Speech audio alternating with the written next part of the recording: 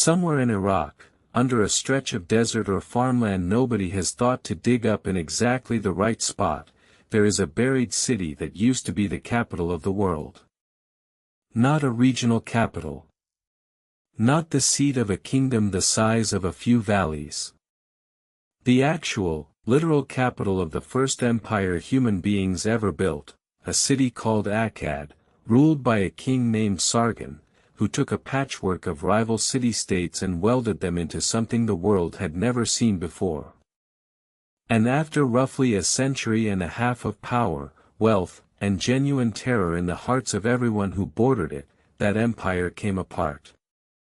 Its capital was abandoned so completely that later Mesopotamian kings who worshipped Sargon as a legend, who copied his royal titles, who tried to rebuild his temples, could not find it either. 3,500 years of archaeology later, we still can't.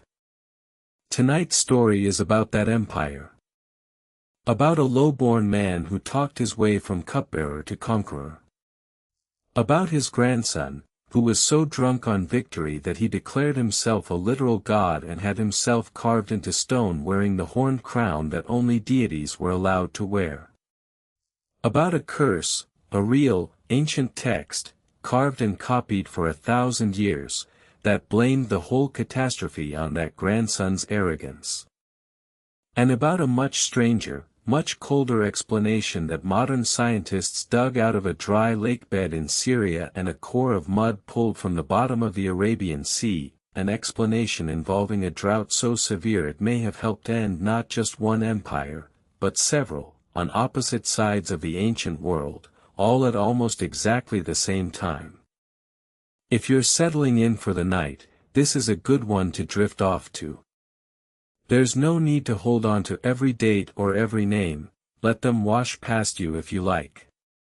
Just get comfortable, and let's go back roughly 4,300 years, to the birth of the very idea of an empire. Before Sargon, the region we now call Mesopotamia, the land between the Tigris and Euphrates rivers, in modern Iraq, wasn't one country. It was a crowded cluster of independent city-states, Uruk, Kish, Lagash, Umma, Nippur, each with its own king, its own patron god, its own walls, and a long, tangled history of squabbling with its neighbors over water rights and borderlands. These were sophisticated places.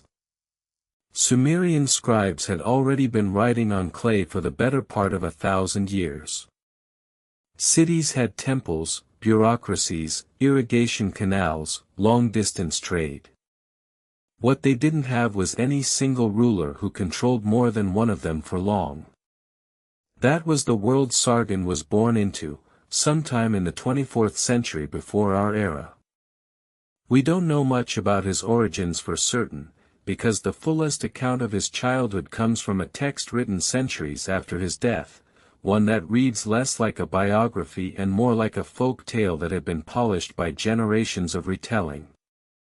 In it, Sargon speaks in his own voice, claiming his mother was a priestess and that he never knew his father.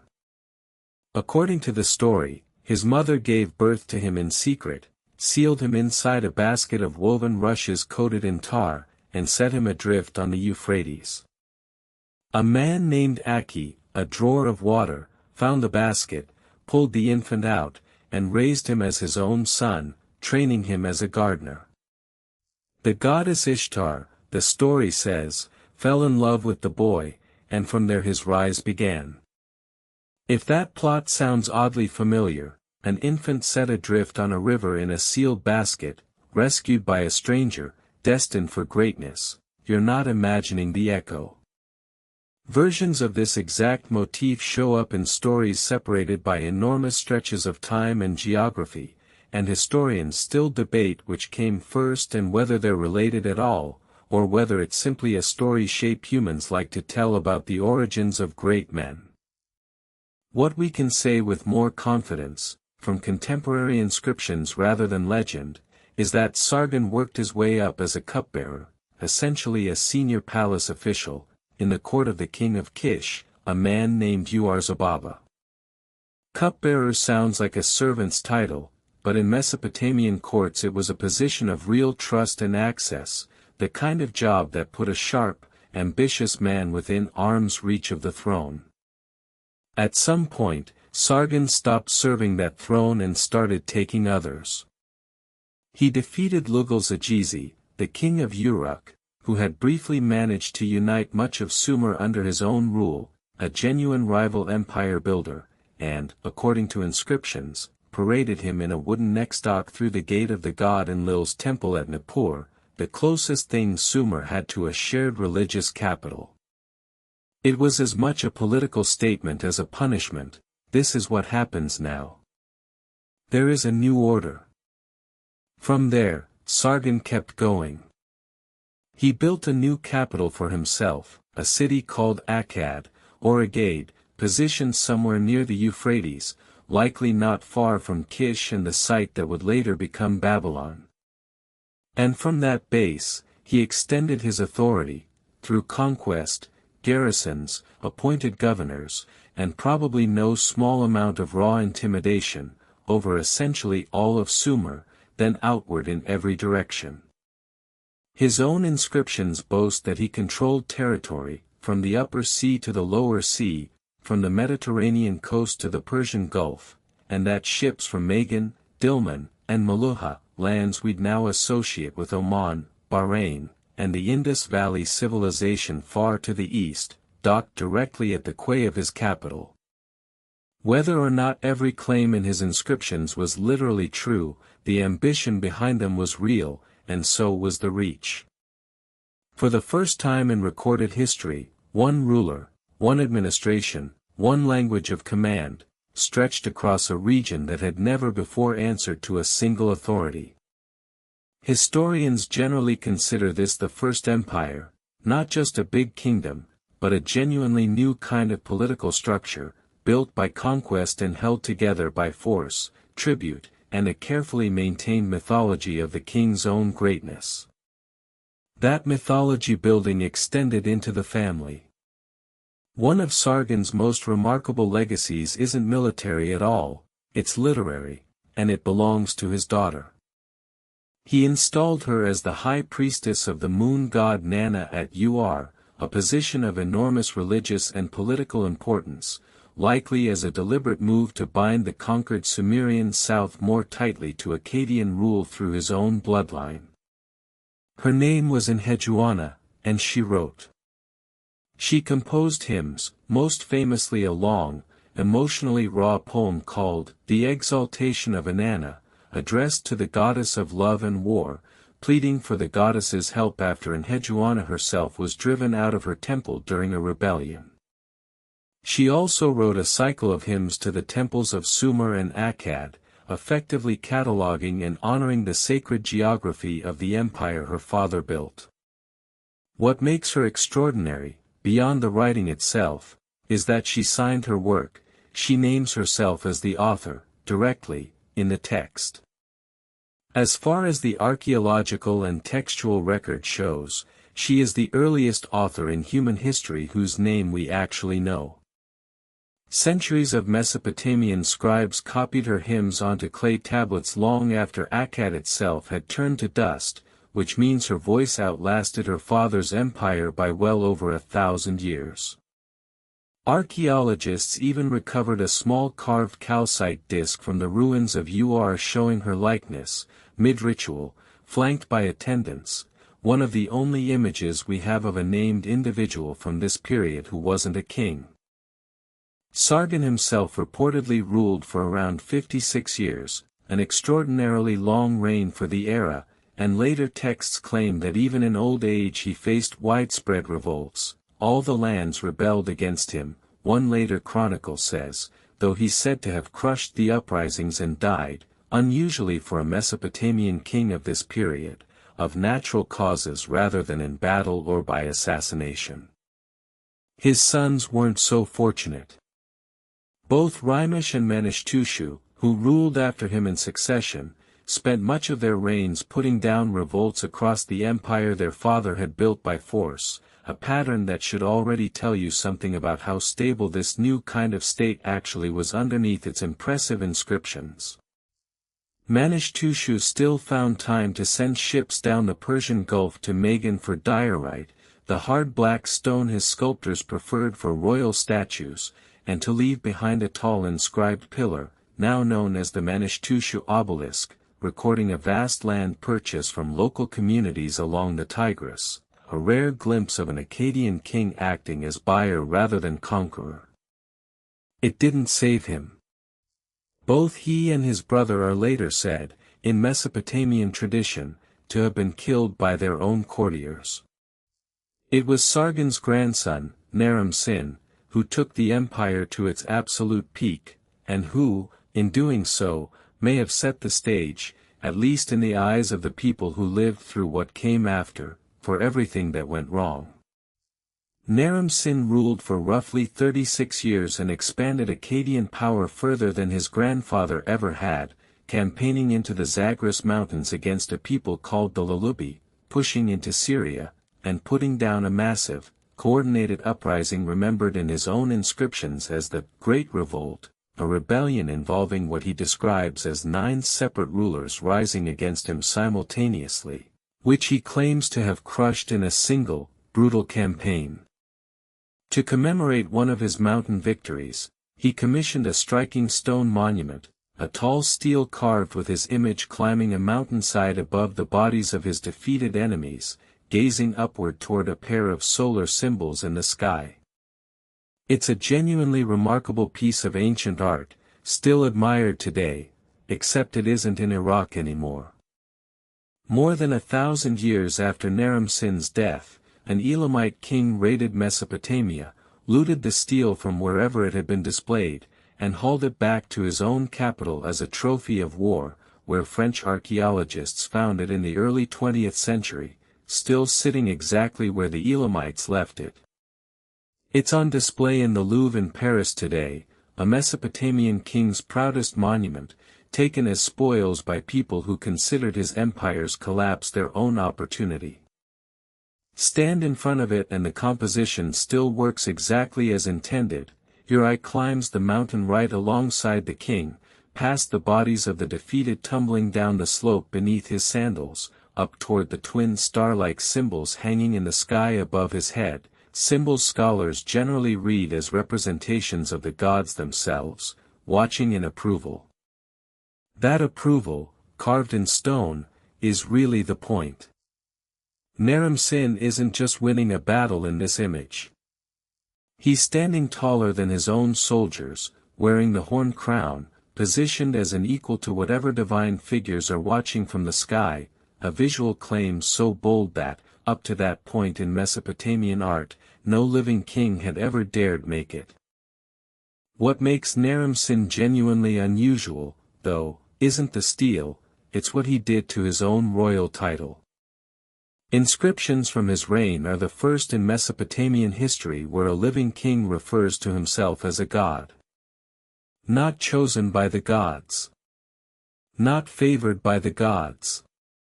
An actual god, the god of Akkad, entitled to the horned crown that, up to that point, only divine beings were depicted wearing in Mesopotamian art. It was an enormous, unprecedented claim, and to a culture with a very long, very specific tradition of gods punishing mortals who overstepped their bounds, it was the kind of claim that people would remember, and eventually blame, when things started falling apart. If you're the sort of person who likes a story to settle in slowly, this is a good moment to get fully comfortable, pull the blanket up, let your eyes close if they haven't already, because from here the story starts to split into 2 very different explanations for the same ending, and neither one gets tidy. And if tonight's the kind of night where you want to come back to more of these later, this is a good moment to hit subscribe, so the next one's waiting for you without having to go looking. Now, back to Akkad, and the 2 very different stories about how it fell.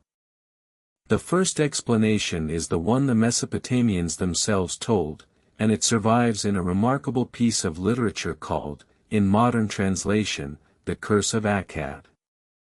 It isn't a historical record in the way we define one, it was almost certainly composed generations after the empire actually collapsed, likely under the dynasty that eventually restored order in the region, and it reads far more like scripture, or a morality tale, than like a chronicle. But it was copied and recopied by scribes for 1,000 years, which tells you how deeply it resonated. The story goes like this. Under Naram-Sin, the text says, Akkad was blessed almost beyond imagination, granaries full, silos overflowing, its people living in comfort and abundance, its markets stacked with grain, its warehouses stocked with wealth from every corner of the world it touched. Then Naram-Sin sought a favorable omen from the temple of the god Enlil at Nippur, the most sacred sanctuary in the land, and for 7 years, none came. Furious, he did the unthinkable, he attacked the temple itself, tore down its gates, chopped down its sacred grove, and looted its treasures. It was, in the moral logic of the text, the single greatest act of sacrilege imaginable, a mortal king assaulting the house of the chief god of the pantheon, the god whose favor had underwritten the entire Mesopotamian political order for 1,000 years. Enlil's response, in the story, is total. He summons a people described as coming down from the mountains, like a swarm of locusts, a people the text describes in deliberately dehumanizing terms, with human bodies but the instincts of animals, unable to be reasoned with, unable to be negotiated with, unstoppable. These are the Gudians, a group from the Zagros highlands to the east, and in the poem they don't just conquer, they unmake civilization itself. Roads fall silent. Canals silt up and stop flowing. Fields, unworked, revert to weeds and wild grass. Livestock die in the pens. The great cities, one by one, fall quiet. Famine spreads until, the poem says, the people, in their hunger, eat their own children. And at the story's climax, in an image of almost total despair, the other great gods of the Mesopotamian pantheon gather and curse the city of Akkad itself, declaring that it should never be rebuilt, never resettled, its ruins left as a permanent monument to what happens when a king forgets his place. It's a genuinely striking piece of ancient literature, and for most of the last century, historians treated it roughly the way you treat any myth, as a story people told to explain a catastrophe they didn't fully understand, dressed up in religious language because that was the only explanatory framework available to them. Blame the arrogant king. Blame the barbarian horde. Case closed, or as closed as a 3,000-year-old mystery is going to get. Except that in the 1990s, an archaeologist named Harvey Weiss was digging at a site in northeastern Syria called Tel Leilan, the remains of an ancient city known to its own inhabitants as Shekna, and later as Shubbatunlil. And what his team found in the soil made the old story look a lot less like pure metaphor. At a very specific point in the stratigraphy, a layer corresponding almost exactly to the era of Akkad's collapse, the evidence of continuous human occupation simply stops. Above that layer sits a thick, wind-deposited band of fine sand and silt, the kind of sediment that accumulates when a landscape goes dry, loses its vegetation, and starts blowing away. There are no building foundations in it. No pottery scatter from daily life. No trash pits, no hearths, nothing that indicates people were living there. And this abandonment layer, at Tel Leilan and at other sites across the same region, appears to last for roughly 300 years before settlement resumes. Weiss's conclusion was about as direct as archaeology gets. This region was hit by a sudden, severe, multi-generational drought right around the time the Akkadian Empire fell apart, and the human population simply could not stay. On its own, that might have remained a regional curiosity, one site, one archaeologist's interpretation, open to argument. But a few years later, a separate team of scientists working in an entirely different field, marine geology, pulled sediment cores from the floor of the Gulf of Oman, hundreds of miles away from Tel Leilan, at the far end of the Arabian Sea. Buried in those cores, they found a distinct, unmistakable spike in a mineral called dolomite, a type of dust that doesn't occur naturally in ocean sediment, but that matches, almost exactly, the composition of soil from the plains of northern Mesopotamia. In other words, they found wind-blown dirt from the collapsing farmland of the Akkadian heartland, carried out over the sea and settled onto the ocean floor, dated to almost precisely the same narrow window of time as the abandonment layer at Tel Leilan. Two completely independent lines of evidence, using completely different methods, in completely different locations, pointing at the same conclusion: something happened to the climate of Mesopotamia right around 2200 years before our era, and it happened fast. More evidence kept turning up once people knew where to look. Stalagmites pulled from a cave called Sorek, in the hills near Jerusalem, hold a slow, mineral-by-mineral record of rainfall stretching back tens of thousands of years, built up one thin layer at a time as water dripped through the rock above. Around this same narrow window, that record shows a sharp, unmistakable dip in oxygen isotopes consistent with a sudden, severe reduction in regional rainfall, a stalactite, hundreds of miles from Tel Leilan and unrelated to any archaeologist's dig site, independently telling the same story as the abandoned city and the dust in the seafloor. When three completely unconnected archives, a ruined city, an ocean core, and a cave formation, all point to the same few decades, it stops looking like coincidence and starts looking like a genuine, region-wide climate event. And it wasn't just Mesopotamia. Around this same narrow window, roughly 4,200 years ago by the modern reckoning, the Old Kingdom of Egypt, the age of the Great Pyramids, fell into a chaotic period of famine and fragmentation that Egyptian texts describe in genuinely harrowing terms, including references to the Nile failing to flood as it should, year after year. Around the same time, far to the east, the Indus Valley civilization, the same one that traded its goods at Sargon's own docks, went through the profound transformation and decline that eventually left cities like Mohenjo-Daro abandoned.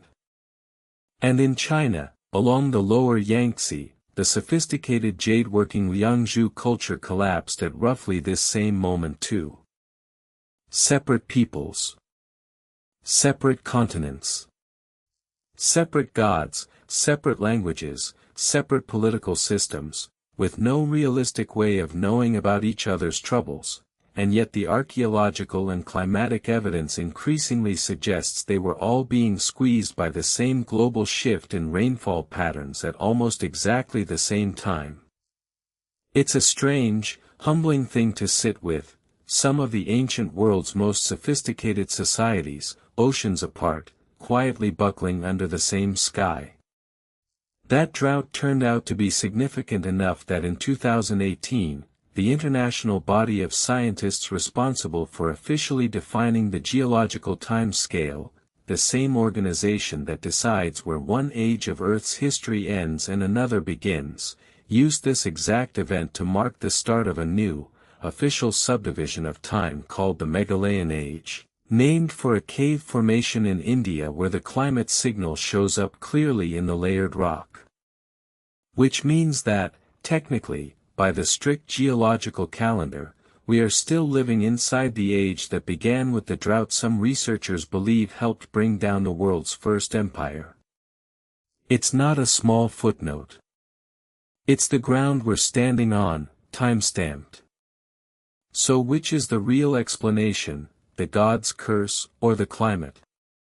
Here's where honesty is more useful than a tidy conclusion, because modern historians genuinely disagree, and the disagreement isn't really between myth and science, the way it might first sound. Almost nobody today thinks Enlil literally sent locust people from the mountains as divine punishment.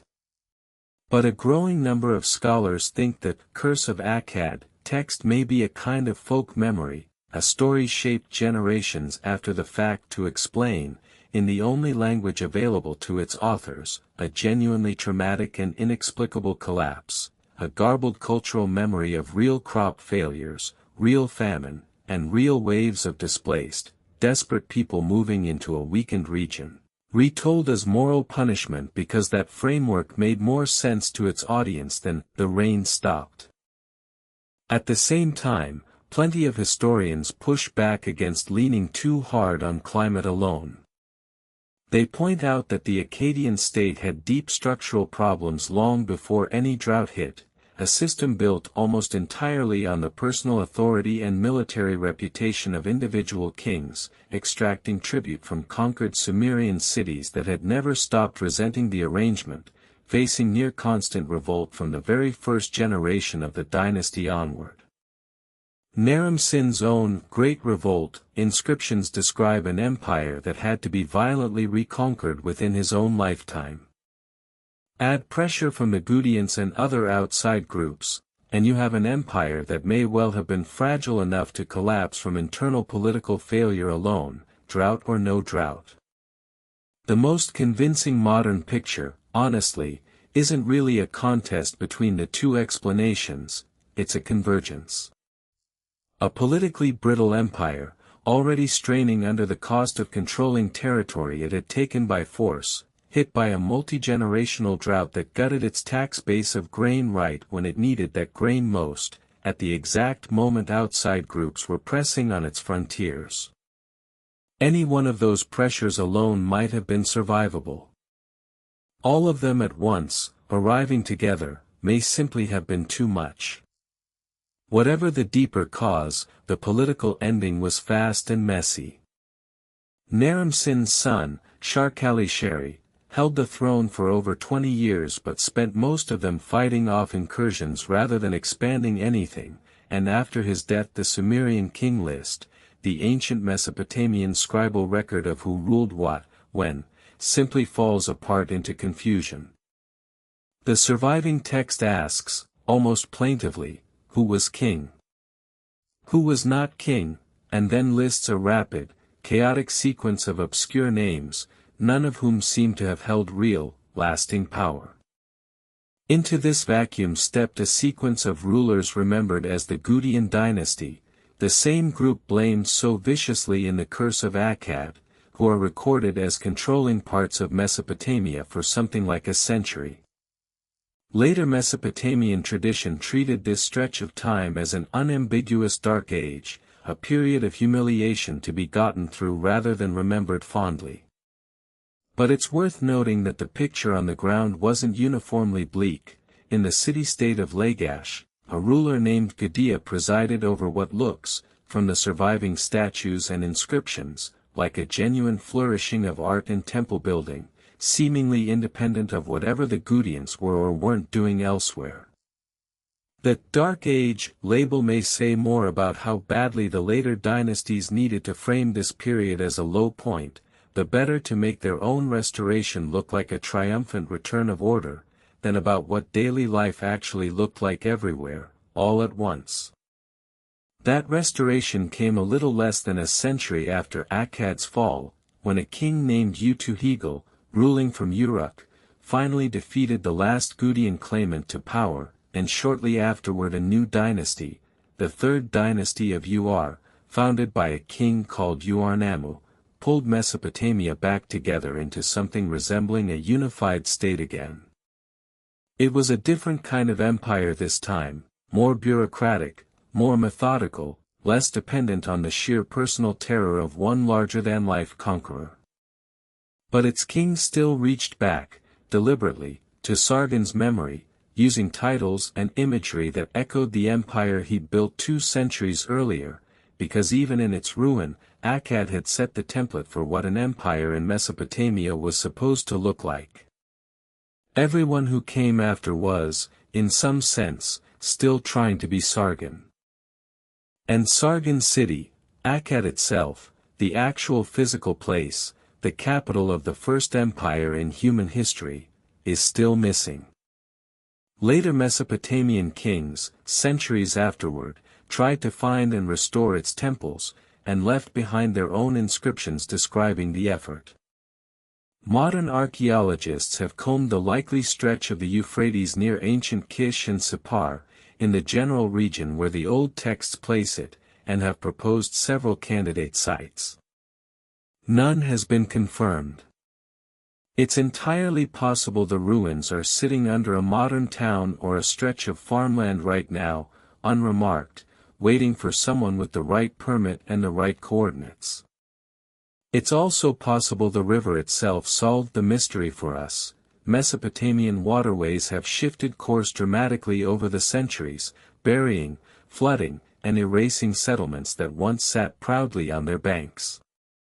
The capital of the world's first empire, the city an ancient curse swore would never be rebuilt, may have gotten its wish in the most literal way possible, not through divine punishment, but simply by disappearing so thoroughly that nobody, in 4,000 years, has managed to prove exactly where it stood.